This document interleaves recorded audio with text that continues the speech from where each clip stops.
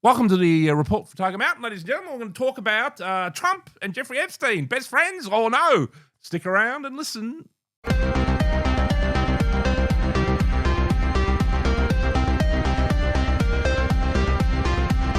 All right, ladies and gentlemen, tonight we're going to talk about Jeffrey Epstein, infamous billionaire and mischief maker, and Donald Trump, another famous billionaire, who's causing Mr. Trump a lot of trouble at the moment. Obviously, one of the things that Trump has gone on about, particularly Trump supporters, is the Epstein files.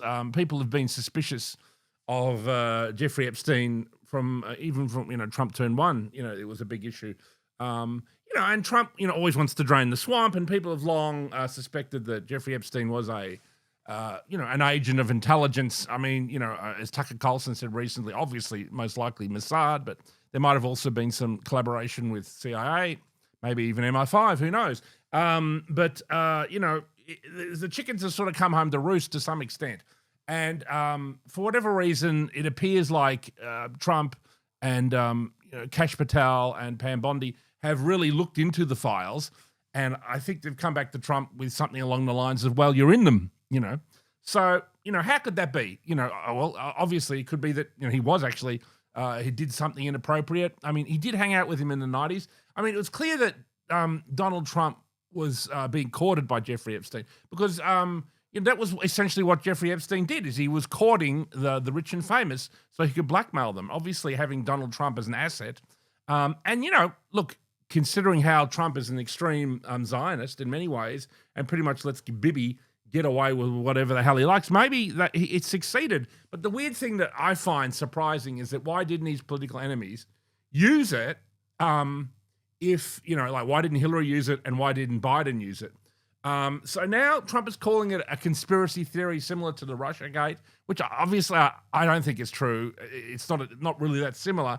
But what I think is probably happened is that, the Biden administration, when they realized they were going to lose, or they realized at least they could lose, they thought, well, if Trump is going to release the Epstein files, let's, poison the well.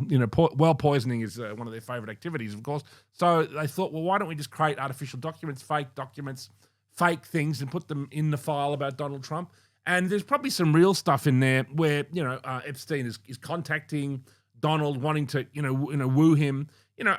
I've read a couple of books on Jeffrey Epstein, so I know a little bit about the case. Probably the best one is written by this guy, Bradley, somebody who was a lawyer for, one of the victims, Jeffrey, and about another 20 or 30 of the victims. And he really looked into the case and, wrote a very, very good book about it.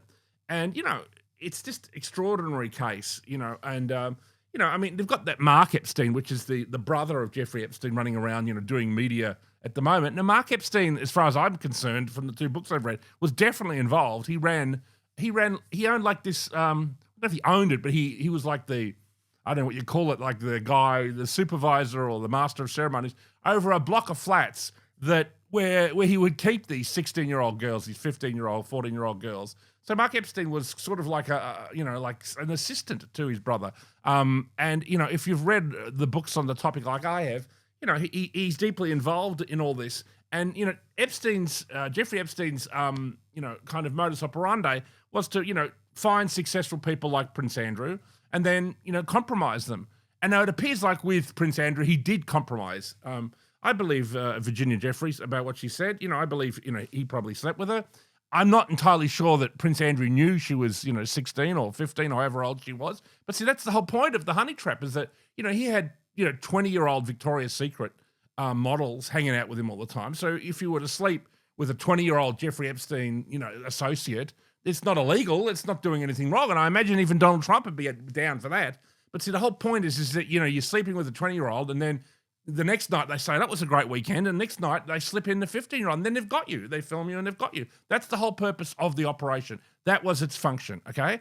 I don't think they got Trump that way. I do think they probably got Trump sleeping with a 20-year-old who maybe hanging out with Jeffrey Epstein. And if that's in the files, maybe, that's all it is. And Trump doesn't want that getting out. So, this is, I think, what's going on. And also, too, I think, Trump is also covering up for probably a lot of people who are his allies who are in the files. Obviously, they're, the Democrats, will be, severely compromised. And we all know that Bill Clinton went to the island, more times than you can count on all your fingers and toes. So, he went there again and again and again. And there are many other people like Kevin Spacey. Kevin Spacey's calling to bring them out. You know what I mean? He's got some kind of, probably because there wasn't any boys on the island. You know what I mean? He might have been got away with it there. So, look, it's all a gigantic, mess and a miasma. I think I've called it in another report. But I think that's what's going on. I think there's some kind of forged documents that have been inserted that have made, Trump, nervous about releasing them. Also, too, there's a deal is possibly being touted with Ghislaine Maxwell. Now, that could be interesting because Trump could use that to his favor in the sense like he could say to Ghislaine, look, I'll shorten your sentence. I might even release you. I'll give you a pardon when I want to leave office.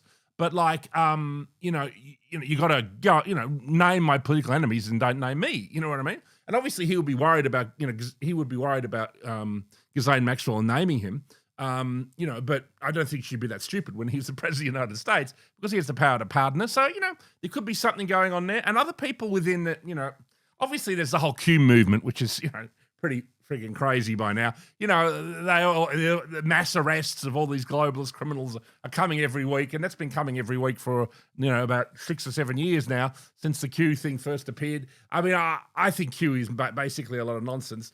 But, there are people that think that Trump is using essentially this blackmail to, drain the swamp, clean out, whatever. There might be some of that going on behind the scenes, but in my personal opinion,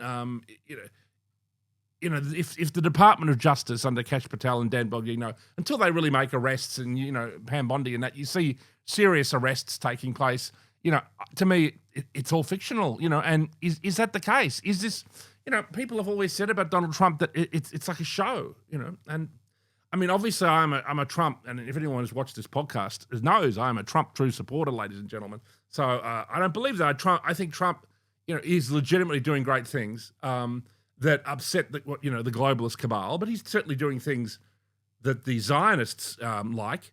But I imagine, in my opinion, I see that as a quid pro quo that he's doing with, the Zionists.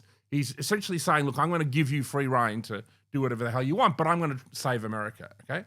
Because there's two parts of what I call the globalization agenda. Globalism, which is to destroy our nations and to make us all into global slaves. And then, of course, there's to build the Jewish ethno-state in the Middle East and to expand it into Greater Israel. And, it's like left and right. The globalists control the left wing of politics and the Zionists control the right. And, if you look at our mainstream media, that's exactly what is going on, right? And then you look at all these kind of podcasts. Obviously, this is a minor one compared to like Joe Rogan and all these kind of people. So, you've got Jordan Peterson, you've got many influences on the right, But, a lot of these kind of people have received tremendous popularity, and they've become way more influential than someone like Steve Colbert or all these Tonight Show hosts that are now getting sacked, thank God. So there it is, ladies and gentlemen. I might maybe gone on a little bit longer. I've got my little mic here today. So, that's making me very talkative, ladies and gentlemen. So here we are. So that's the Trump and Epstein. That's my take on that. And I believe there's some forged documents that are making Donald Trump nervous. And he's also probably covering up for some of his mates. Because while the Democrats are implicated, I'm sure half the Republicans are implicated as well. Look out, Ted Cruz. That's it.